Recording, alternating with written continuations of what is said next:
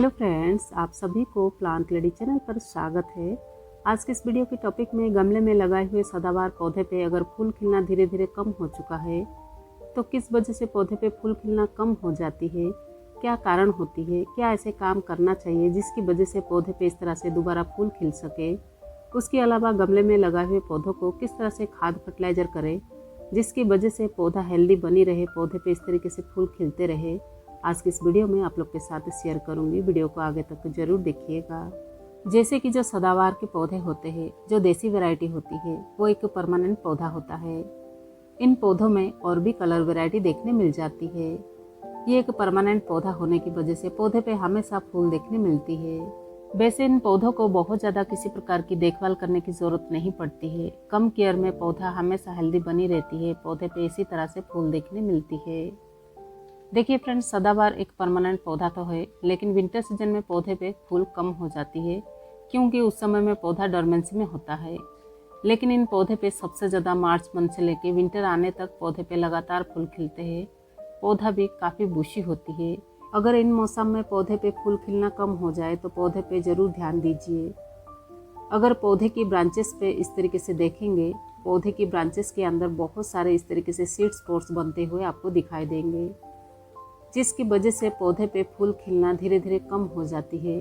वैसे तो इन पौधे पे फूल नहीं खिलने की और भी कारण हो सकती है, लेकिन ये भी एक कारण होती है। पौधे पे जब इस तरह से बहुत ज़्यादा सीड स्पॉट्स बनते हैं, उस दौरान पौधे पे धीरे धीरे फूल खिलना कम हो जाती है। लेकिन आपके पौधे पे इस तरह से सीड स्पॉट्स दिखाई नहीं दे रही है, फिर भी आपके पौधे पे फूल नहीं खिलता हो, तो इन पौधों को किस तरह से खाद फर्टिलाइजर कर सकते हैं जिसकी वजह से पौधा हेल्दी हो सकती है, पौधे पे लगातार फूल ले सकते हैं, वो वीडियो के आगे आपको बताऊंगी।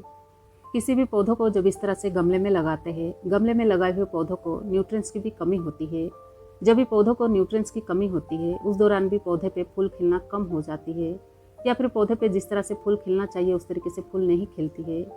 सदाबहार जैसे पौधों को भरपूर मात्रा में धूप की भी ज़रूरत पड़ती है, इसलिए इन पौधों को धूप में भी रखना चाहिए। लेकिन आपके पौधे पे ये सब चीज़ की कमी नहीं है, फिर भी पौधे पे फूल नहीं खिल रही है, तो आपके पौधे पे इस तरह से बहुत ज़्यादा सीड स्पॉट्स बन चुकी है, जिसकी वजह से पौधे पे फूल खिलना कम हो गई है। यहाँ पे देख सकते हैं, हर ब्रांच के अंदर जितने भी सीड स्पॉट्स होते हैं, जो भी सीड्स बनते हैं, समय समय पे इस तरह से सीड स्पॉट्स को निकालना बहुत ज़्यादा ज़रूरी होता है। अगर आप सीड्स को मैच्योर बना के सीड्स को कलेक्ट करना चाहते हैं तो पौधे पे कुछ ही सीड्स को छोड़ सकते हैं। पौधे पे ही जब अच्छा से मैच्योर हो जाती है, उसके बाद पौधों से सीड्स को निकाल के कलेक्ट कर सकते हैं। लेकिन पौधे पे अगर बहुत ज़्यादा सीड स्पॉट्स अगर रहने लगती है, पौधे पे धीरे धीरे मैच्योर होने के लिए अगर छोड़ते हैं, उस दौरान पौधे पे फूल कम हो सकती है। वैसे तो इन पौधों को सीडलिंग करने की भी ज़रूरत नहीं पड़ती है। ये पौधा जहाँ कहीं भी होता है, पौधे के आसपास हमेशा छोटे छोटे बेबी प्लांट्स ग्रोथ हो जाती है, क्योंकि पौधों से ही सीड्स गिर के काफ़ी सारे पौधा तैयार हो जाती है। सदाबहार जैसे पौधों को सीड से भी ग्रो कर सकते हैं, कटिंग से भी ग्रो कर सकते हैं। रेनी सीजन में इन पौधों से कटिंग निकाल के अगर कटिंग तैयार करेंगे तो भी पौधा बहुत जल्दी तैयार हो जाती है, या फिर सीड्स को कलेक्ट करके सीड्स निकालते हैं, सीडलिंग करते हैं, तो भी पौधा बहुत सारे बनते हैं। इसी तरह से इन पौधों को बढ़ा भी सकते हैं। अगर आपने भी इन पौधों को लगाए होंगे, आपके पौधा इस तरह से बुशी नहीं है, बुशी बनाना चाहते हैं, इन पौधों को जब भी आप गमले में ग्रो करें, पौधों को अच्छी तरीके से सॉइल मिक्स बना के ग्रो करना चाहिए, जिसकी वजह से पौधा हेल्दी तरीके से ग्रो हो पाती है।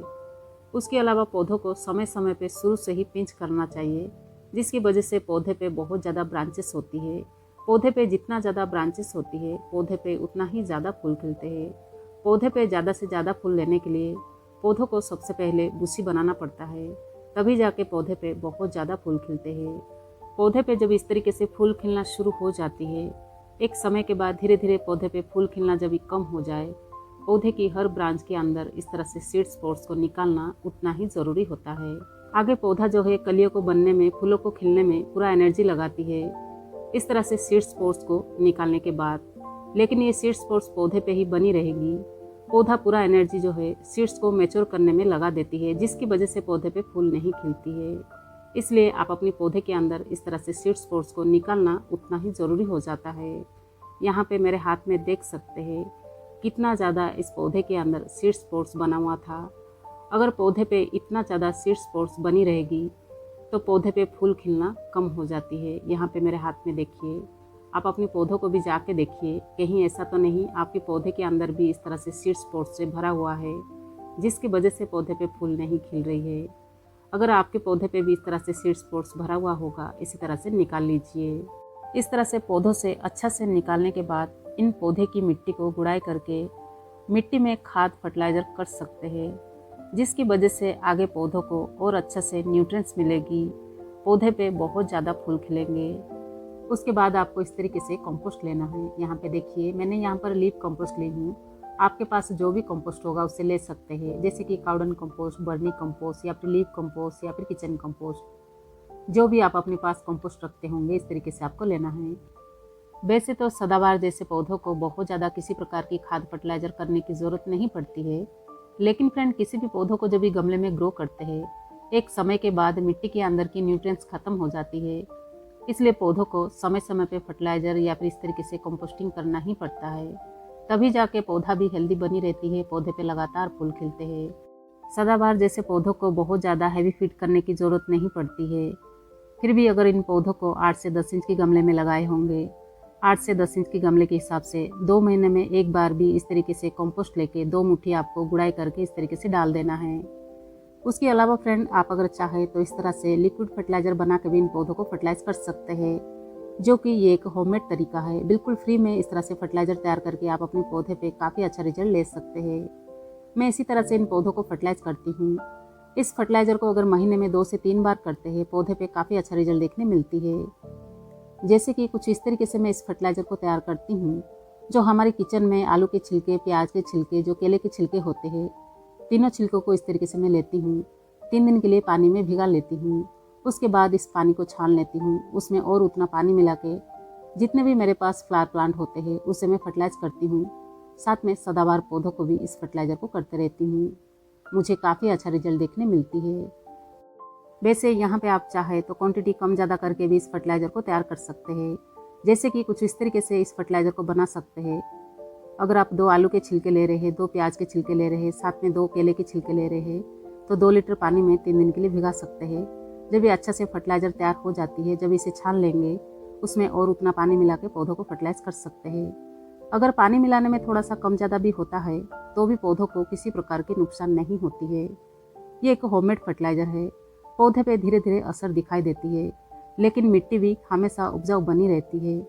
इसी तरह से इन पौधों को खाद फर्टिलाइज़र करके पौधे पे काफ़ी अच्छा रिजल्ट ले सकते हैं। तो चलिए आगे देखते हैं पौधे पे किस तरह से फूल खिलता है। पौधे पे ये सब चीज़ें करने के बाद फिर कुछ दिन के बाद जब भी पौधों को देखेंगे, पौधे पे इसी तरह से फूल खिलते हुए आपको दिखाई देगी। लेकिन जैसे जैसे आगे फूल इस तरीके से खिलते रहेंगे, समय समय पे पौधे के अंदर की सीड स्पॉट्स को निकालते रहेंगे। उसके अलावा फ्रेंड्स, सदाबहार जैसे पौधों को कभी भी छायादार जगह में नहीं रखना चाहिए। इन पौधों को ऐसी जगह में रखिए जहाँ पर 7-8 घंटे की धूप आती हो। अगर इन पौधों को भरपूर मात्रा में धूप मिलती है, पौधे पे इसी तरह से फूल देखने मिलती है। अगर आपके पौधे पे इस तरह से फूल खिलना कम हो गया हो, इन तीनों चीज़ पे ध्यान देते हैं, आपके पौधे पे भी लगातार फूल खिलेंगे। विंटर आने तक पौधे पे इसी तरह से फूल देखने मिलेगी। तो चलिए फ्रेंड, आज की इस वीडियो को यहीं ख़त्म करते हैं। वीडियो अगर पसंद आई हो, वीडियो को लाइक, शेयर, सब्सक्राइब करना बिल्कुल भी ना भूलिएगा। आगे भी गार्डनिंग से रिलेटिव्स वीडियो वगैरह आपको देखने मिलेगी। अगर आप कुछ पूछना चाहते हैं, कमेंट करके पूछ सकते हैं।